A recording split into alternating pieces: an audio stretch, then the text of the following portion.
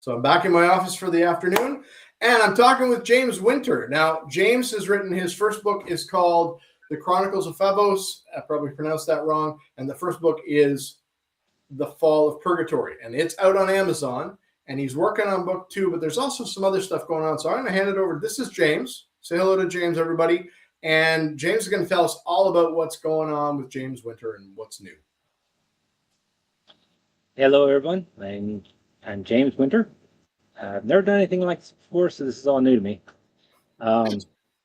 I've got a lot of things going on right now. I've got about 8 books I'm writing. One of them I've published, Chronicles of Phobos.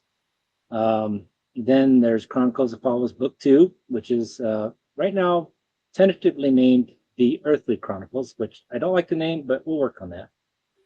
I've also got a Christmas story going on. I've got a war space battle book about the saving Earth from an invasion sort of thing going on. And then there's also The Voice Within, which you guys are familiar with if you're on Substack, and the RV Hijinks, which you can see I'm in the RV Hijinks. I plan to get the license plates named Hijinks. So we're going to have fun with that one. But that's, I'm in between houses right now. So this is my home. And we are presently looking at a house, and maybe a month, 2 months, we'll be in a home. So that would be great. Now, you mentioned one thing that we hadn't talked about, which is your Christmas story. And a long, long time ago, a buddy of mine said, and I was in the music business in those days, and his theory was if you wanted to make a living in the music business, the best thing you could do would be to write a Christmas album. Because every year, every single Christmas album on the face of the earth gets trotted out at the end of November or earlier, and played relentlessly on the radio for a month. No other song and no other genre gets that kind of radio play on such a guaranteed schedule. So if you write a Christmas story, that's not a bad idea. That's actually I might have to crib that, because it kind of there's something to that. You never know. Somebody may pick it up and animate it or make a movie or a TV special out of it. That's money for life right there. So my daughter writes music, and she's already writing Christmas songs that go with the book. So it's going to be, I told her, I said, you know what? I said, since you're writing music anyway, why don't you write some music for my book? Because I don't want to, I mean, you see so many Santa Claus movies, and they're all traditional music, and it's all overdone. And I wanted something that was kind of traditional, not out there, but at the same time had that traditional taste to it, but was a song that would refer to the song, the book.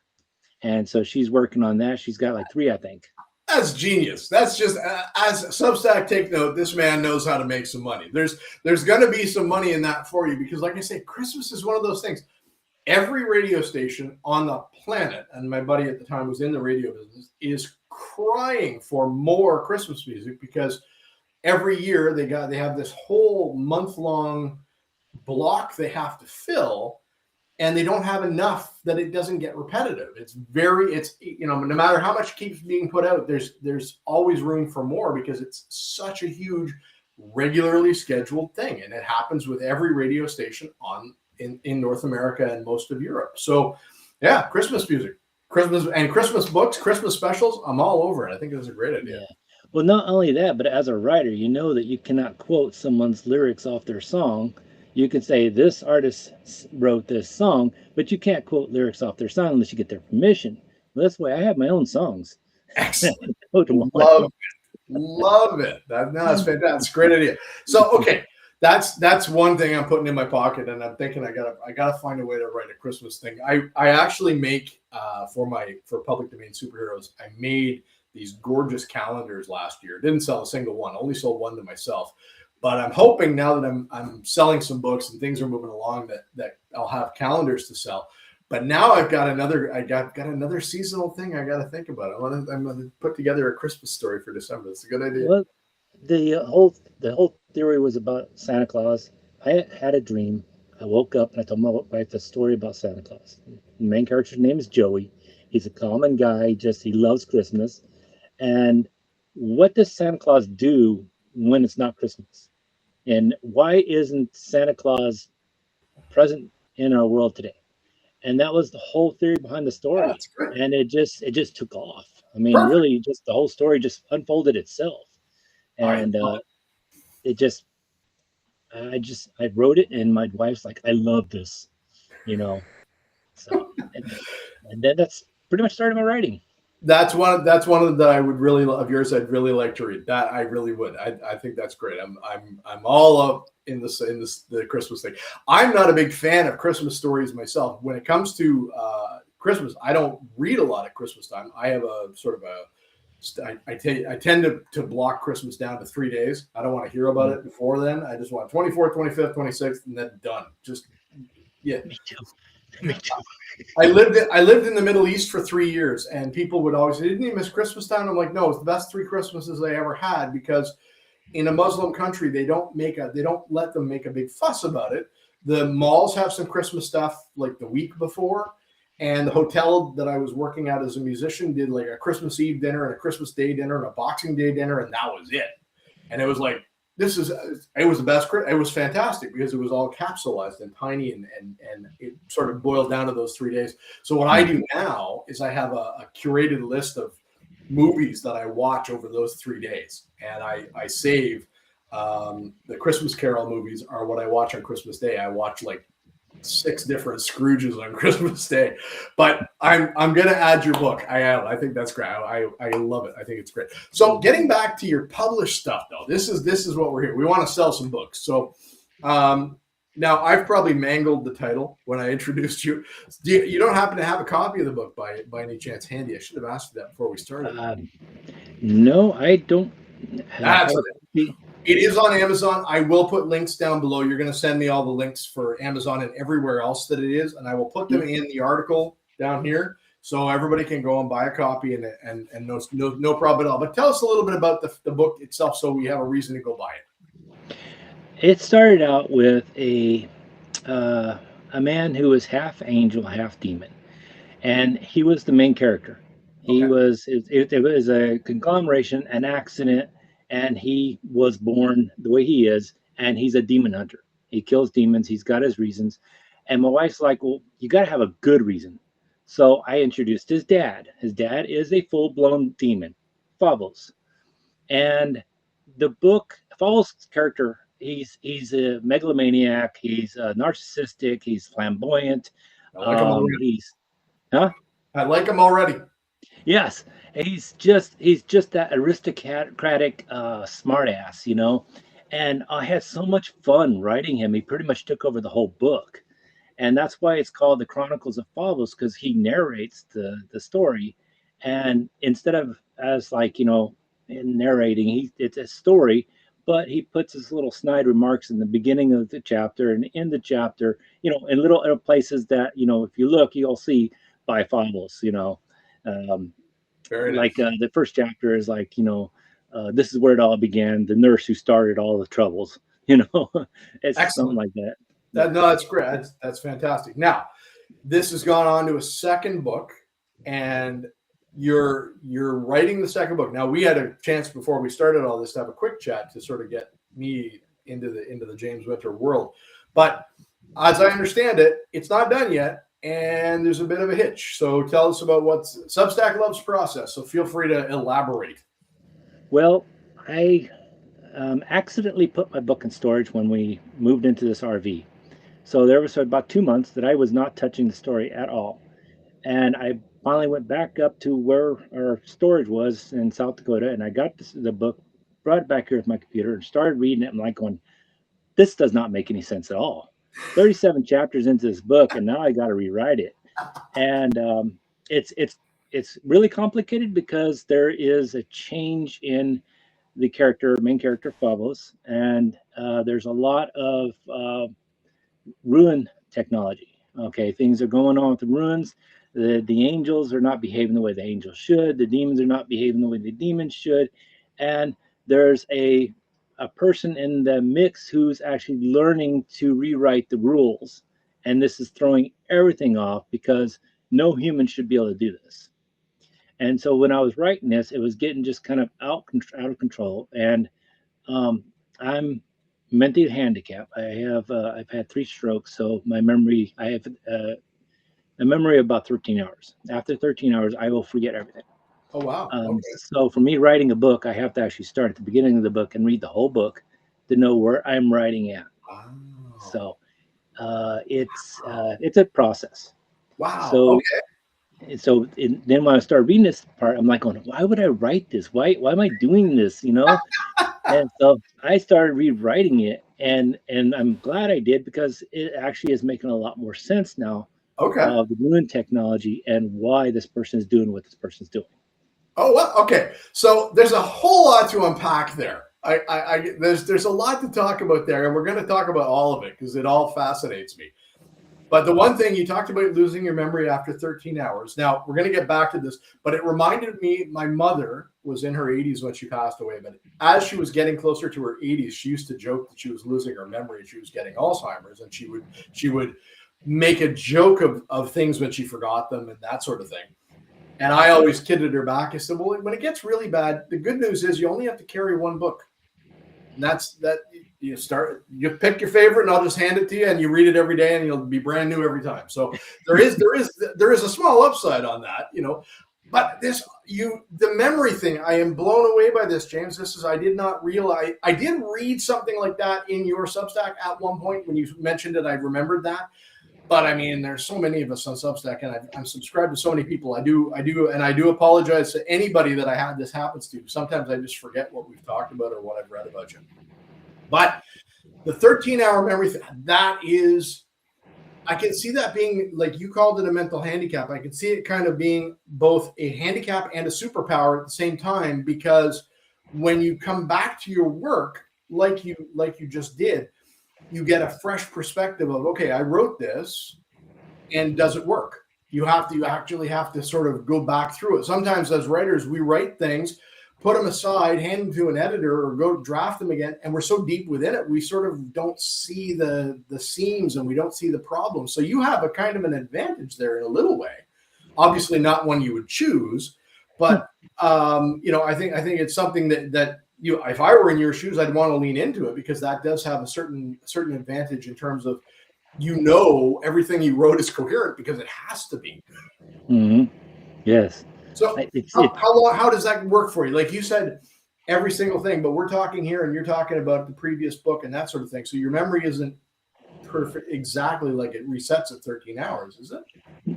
No, I have to actually, like before I started this, I actually did a little bit of freshening up on a couple items. And as we talk, things start coming back. Okay. I describe it like having a gray fog around me. And as we talk about things, this image will come forward, and then it'll all come just rushing back. Okay. So it's kind of like, now it wasn't always that way. I mean, my stroke was in 2000. My last stroke was in 2015, I think. And that was a total wipeout. I had no idea about anything. And for me, it's slowly getting to the point where now I can actually read 3 or 4 chapters, and then it's kind of like going, okay, yeah, I remember this, and I remember this, and then it comes back over time. But yeah, I do the whole start at the beginning, go to the end, because I have so many typos.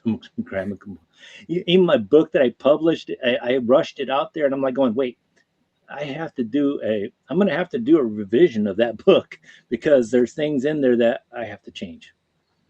So even after running my work through my own editing, which I thought I was halfway decent at, and some AI Grammarly type things to try and weed out the worst of it, my very first book in public domain, Superheroes, that I published, went live. I did 6 more after that with a pro editor there, where I did that exact same process, but then handed it off to a human editor, and she brought it back. I corrected it, and then I published it. At one point, I lost the cadence, and I had a gap in time where she wasn't doing anything. So I handed her my original first book, thinking, well, it was pretty good. It should be okay. It took me 3 days to correct everything. It was such a flippin' mess. And it had been published for 6 months. It was like, oh my God, this is the worst thing I've ever done. So I understand it does happen. And as independent authors, we do the best we can with this stuff. If you can afford a pro editor, I highly recommend it, because quite honestly, I don't care how good you are at English, how good you think your AI is.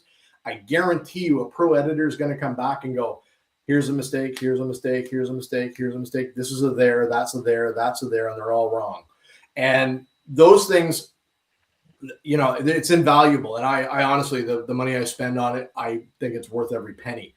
But if you don't have that money, you do the best you can. And the only thing I recommend to people in our situation is, when you catch one, keep a separate draft that you are eventually going to re-upload and correct that draft. And that's your master copy. That's your master draft.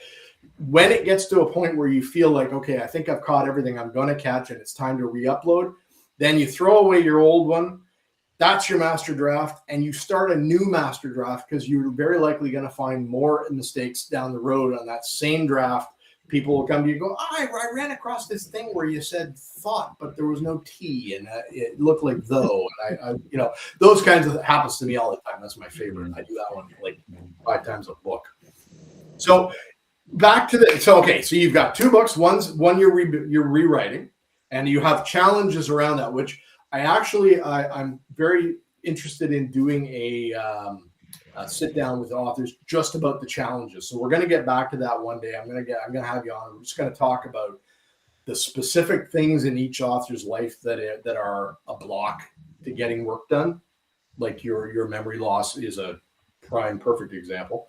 But for now, I'm curious. You said you were rewriting it. Now, are you rewriting, or are you redrafting? Like, are you changing a lot, or are you just sort of putting it together properly? Is I guess the question.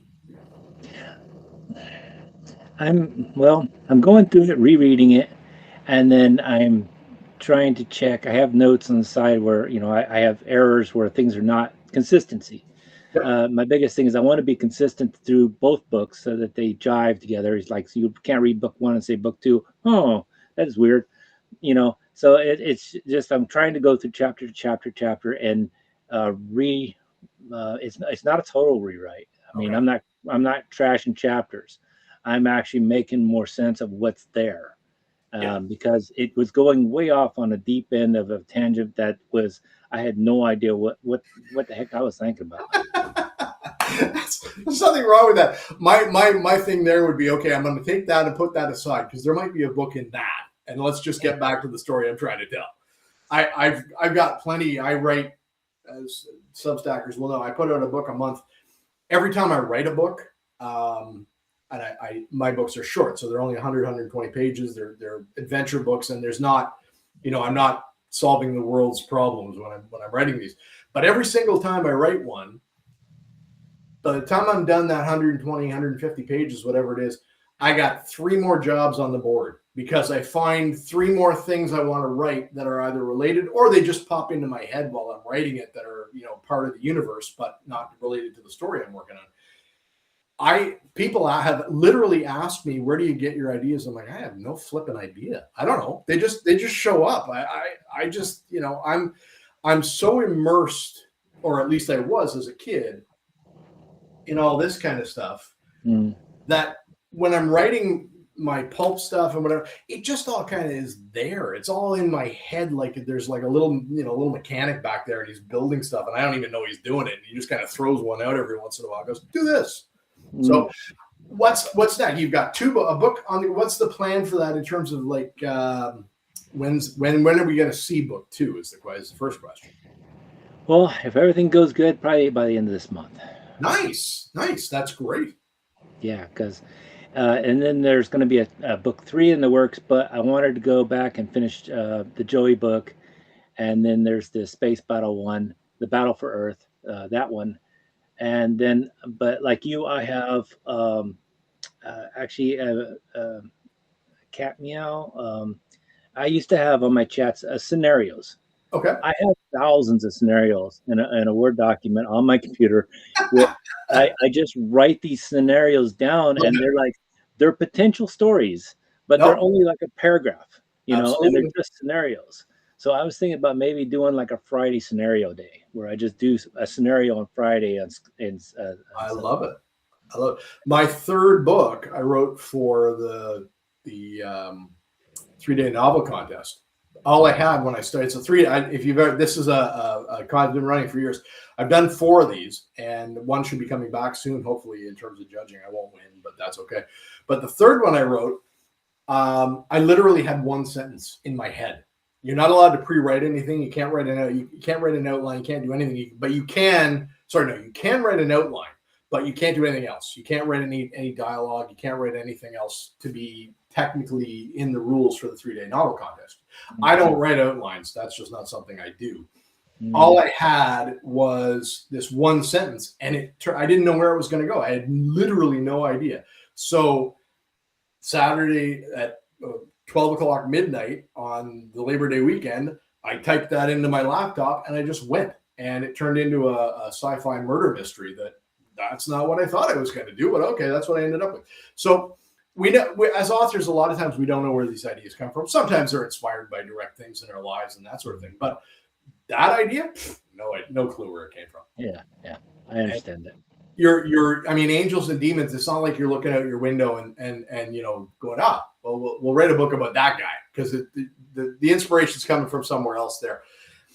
We talked about your first book, your upcoming book, your Christmas book, your RV life, man. This is fun. This is like, oh my God, the man is living in an RV and he's telling us about it. I mean, there's the whole van life thing on, but that's generally all people. I don't know. It doesn't. I'm an old guy.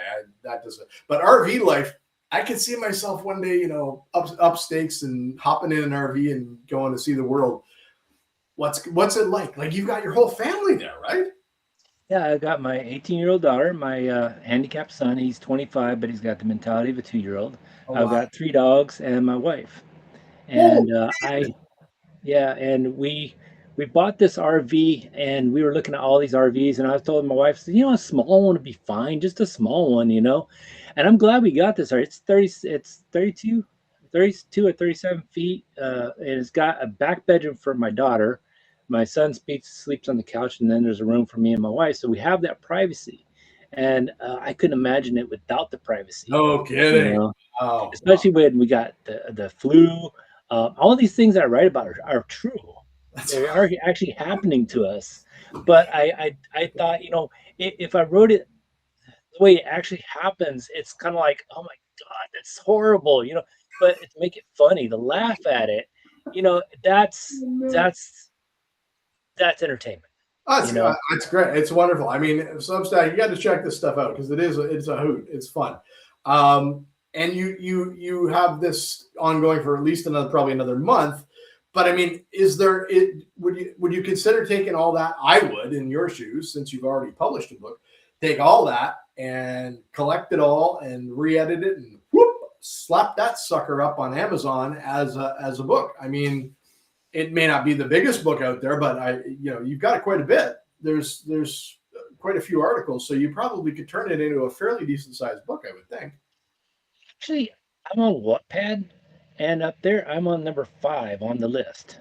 Oh wow, good for you! I have over 2,000 RV stories. I'm number 5. Nice. And it's like, so I know people find this entertaining, and I've like told my wife, so well, if we ever get out of the RV, what am I going to write about? She says, well, just have people send you their stories and you write about it.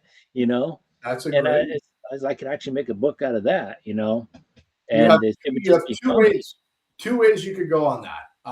One would be what you're talking, have them send their ideas and you write stories out of it. That's fine. The other thing you might consider is an anthology. Find 10 great stories, put them in a single book with yours as the sort of headline, and put that out as a book, and see how that goes. Because I personally love anthology stories in the genres I read about, in the swords and sorcery and the superhero genre and that sort of thing. Short story anthologies are king. They are so much fun because you can get 5, 6, 8 different styles in a little package. And you get a blast of different ways of looking at the same genre. I love those.